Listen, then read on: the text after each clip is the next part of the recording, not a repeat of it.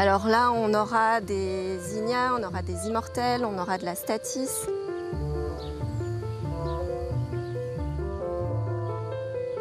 Je cultive une 50aine de variétés du printemps à l'automne. Ça commence par les bulbes, ça enchaîne avec les bisannuelles et les annuelles estivales. Anne-Laure Laderrière est floricultrice depuis 2 ans. C'est une reconversion après une première vie dans l'urbanisme.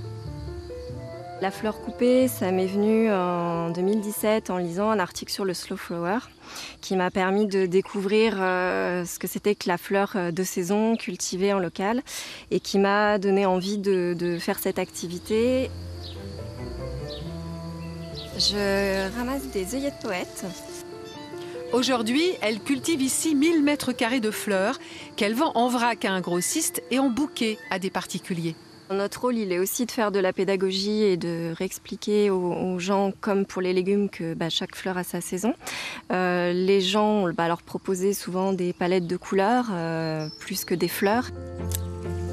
Parmi les clients d'Anne-Laure, des fleuristes engagés qui font comme elle le pari des fleurs locales et de saison.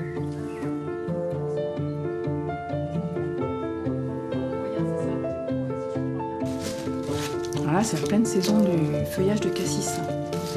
C'est le cas de Camille Barnier. Ses fournisseurs, une poignée de producteurs bourguignons et un grossiste engagé dans la fleur française. Alors là, je charge mon berlingot avec les fleurs de saison pour le marché de Meursange. Pour Camille, c'est aussi une reconversion, un projet qu'elle a réfléchi jusqu'au bout. Elle est donc aujourd'hui fleuriste sans boutique. Pour ne pas en fait gaspiller de fleurs qui servent qui rendent jolie la vitrine, mais qui ne seraient pas forcément vendues. J'avais vraiment une sensibilité aussi sur l'éco-responsabilité. Et en fait, quand on creuse un petit peu, on se rend compte que c'est vraiment pas très écolo. En effet, parmi les fleurs vendues en France, plus de 80% sont importées. Un modèle aberrant selon l'association Le Collectif de la Fleur Française. Le problème des fleurs importées en France réside notamment dans les normes phytosanitaires qui sont très strictes en Europe, et voire encore plus en France de toute façon.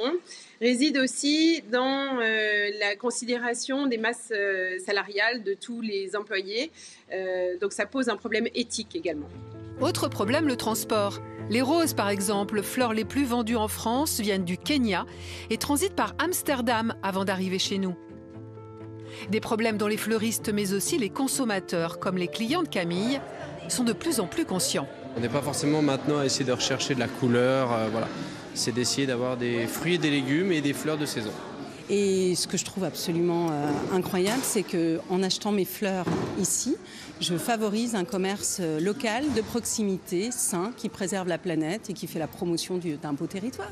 Le mouvement est donc bien engagé en France.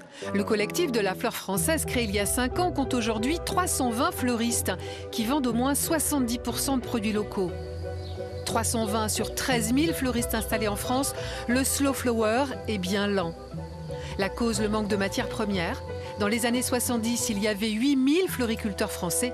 Ils sont à peine 400 aujourd'hui.